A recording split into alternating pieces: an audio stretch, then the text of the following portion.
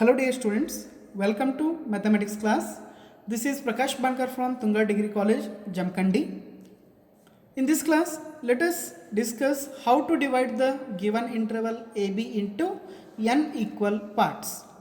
So let the given interval be the closed interval AB. So here A is the lower limit of the interval and B is the upper limit of the interval.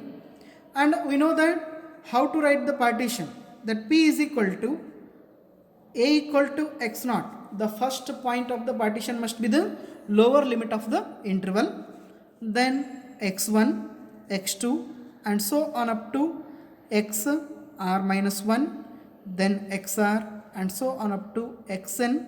Here xn is the last point of the partition, that must be the upper limit of the given interval.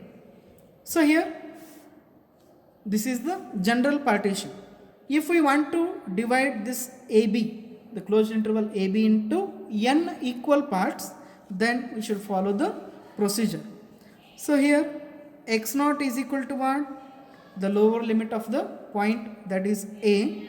Then x1 is equal to A plus small b minus a divided by n, where n is the number of partitions, number of parts through which we are dividing the AB. So here n is the number of subintervals or number of parts of the partition. So it is the second point of the partition, that is x1. Then x2 is equal to a plus 2 times b minus a divided by n. And x3 is equal to a plus 3 times b minus a by n, and so on. We can write that xn as a plus n times b minus a divided by n. So here n and n will get cancelled, then we are remaining with a plus b minus a. So plus a minus a will get cancelled, then it is equal to b. So therefore these are the points of the partition which are dividing this AB into n equal parts.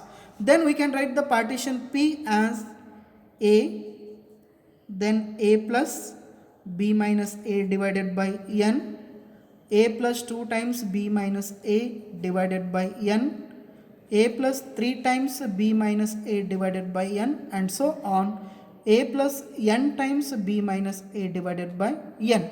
So therefore this is the way to divide the closed interval AB into n equal parts. Here if you want to divide the closed interval AB into 3 equal parts, then we have to change the value of n by 3 like this. So here if you want to divide the interval AB into 4, 5, 6 and so on, here just go on changing the value of n in the denominator. You will get the required partition of the closed interval AB. And now let us discuss some examples regarding that UPF and LPF numerical examples. So the first example is, let f of x equal to x for x belongs to the closed interval 0, 1, and let, here they have given the partition p is equal to 0, 1 by 3, 2 by 3 and 1. So here x naught equal to 0, x1 equal to 1 by 3, x2 is equal to 2 by 3 and x3 is the last value, that is the upper limit, that is equal to 1, be a partition of this interval 0, 1. Now compute UPF and LPF. Here we need to find the values of UPF and LPF, that is upper Riemann sum and lower Riemann sum. So here let us solve this one. Let f of x equal to x, which is given, and p is equal to 0, 1 by 3, 2 by 3 and 1. Now partition P divides the interval 0, 1 into following subintervals. So here the interval is 0 1 and the partition is 0 1 by 3 2 by 3 1, and now we need to write the sub intervals. So therefore the first sub interval is I1, that is from 0 to 1 by 3, and I2, that is from 1 by 3 to 2 by 3, and the third interval is from 2 by 3 to 1. So these are the three sub intervals of the partition P: 0, 1 by 3, 2 by 3 and 1.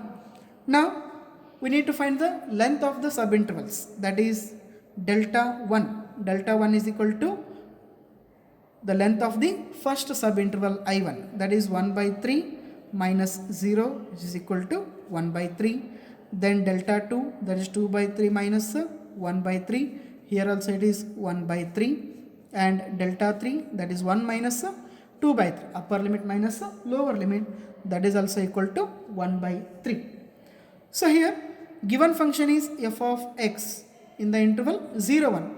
If you go on increasing the values of x, then f of x is also increasing. So therefore here, since f of x is increasing, in the interval 0 1, therefore the supremum of the first interval, that is capital M1, is equal to the upper limit of the interval. If the function is increasing, then the supremum will be the upper limit of the interval I1, that is equal to 1 by 3, and infimum is lower limit, that is 0. And similarly capital M2 is 2 by 3, small m2 is 1 by 3, because 2 by 3 is the upper limit of the second sub interval and 1 by 3 is the lower limit of the second sub interval. And capital M3, that is 1, and small m3 is 2 by 3. So this is if the function is increasing in the given interval. If the function is decreasing, then these are get reversed. So if the function is decreasing, then the upper limit of the interval becomes the infimum and lower limit of the function becomes supremum. So therefore this is the way to write upper and lower ones, or infimum and supremum: small m1 m2 m3, capital M1 m2 m3. Now let us calculate the UPF, upper Riemann sum. Here the formula is summation over r is equal to 1 to n capital MR into delta r. So it is the formula to find UPF, upper Riemann sum. So here the number of sub intervals is equal to 3, then n is equal to 3. So therefore summation over r is equal to 1 to 3 capital MR delta r, and if you expand this one, we get m1 delta 1, m2 delta 2, m3 delta 3. Then here we got the values for m1 delta 1, m2 delta 2 and m3 delta 3. Now substitute the values.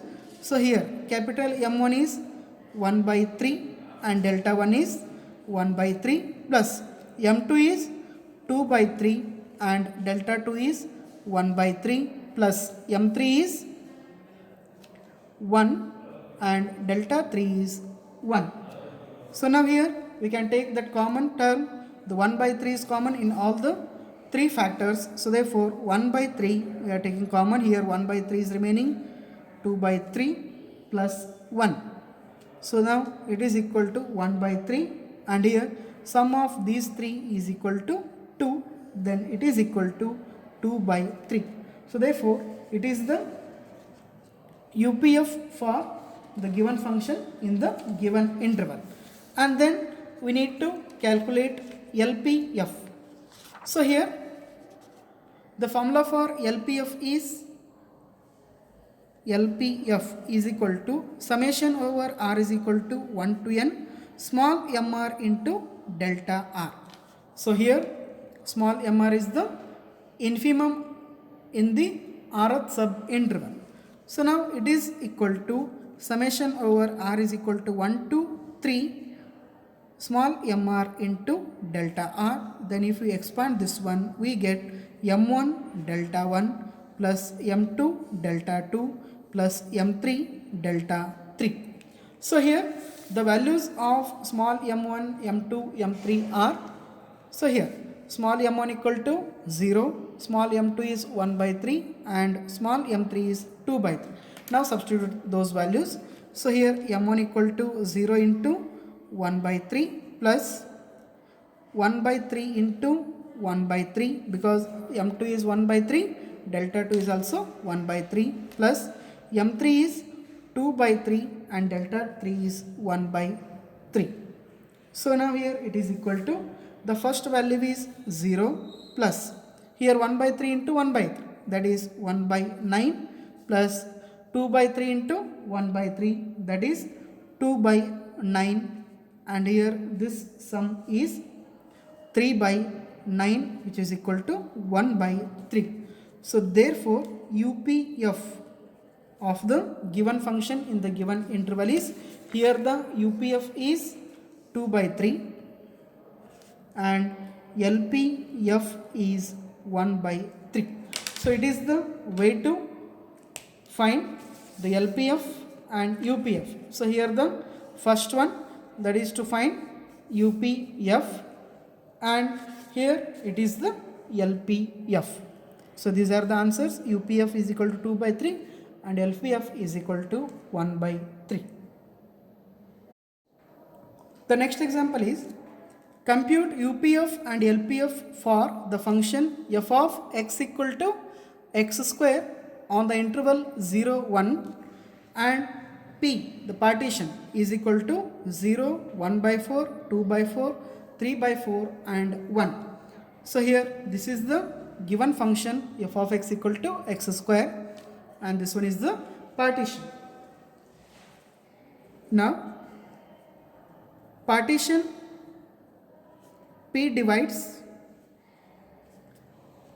the interval 0, 1.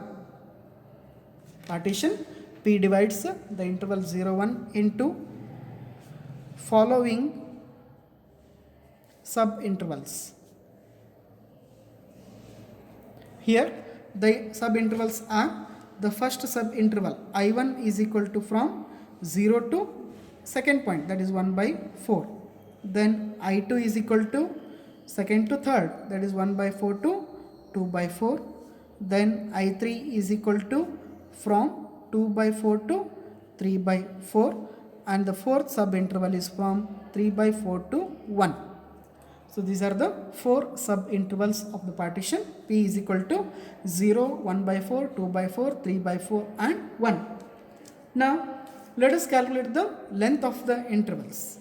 The first length is delta 1, that is 1 by 4 minus 0, which is equal to 1 by 4, upper limit minus lower limit.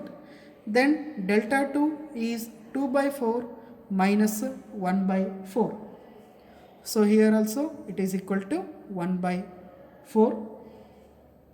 Then third, delta 3, here also it is equal to 1 by 4, and delta 4 is also 1 by 4.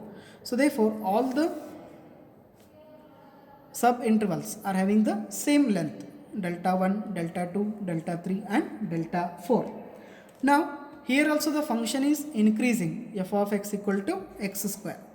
Since f of x equal to x square is increasing in the interval 0, 1, then we can find supremum and infimum by using the lower limit and upper limits of the subintervals.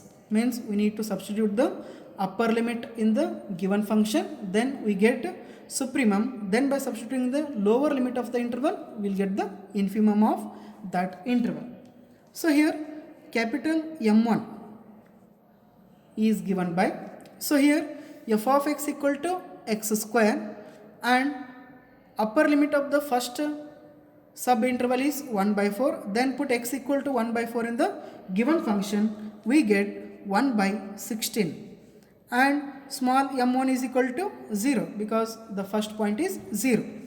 Then capital M2 supremum for the second subinterval. Here the value is 2 by 4, then substitute the same value in the given function f of x equal to x square, we get 4 by 16. And small m2, here it is 1 by 4, then it becomes 1 by 16 by putting x equal to 1 by 4 in the given function. Then capital M3, and the third subinterval is 2 by 4 to 3 by 4, then M3 becomes 9 by 16 and small m3 becomes 4 by 16. And capital M4, here upper limit is 1, then 1 square is 1 and small m4 is 9 by 16. So these are the supremum and infimum of the respective intervals. Then let us find UPF.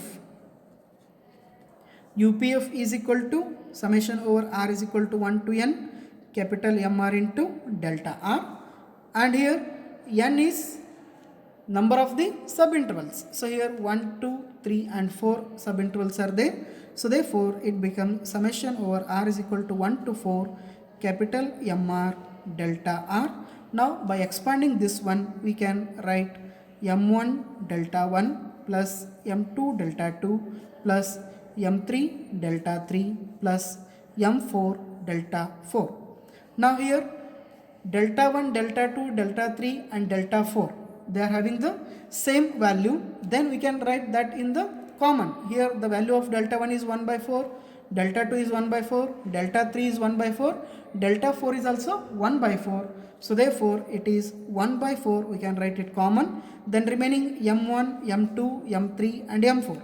Capital M1 is 1 by 16 and capital M2 is 4 by 16, M3 is 9 by 16 and M4 is 1.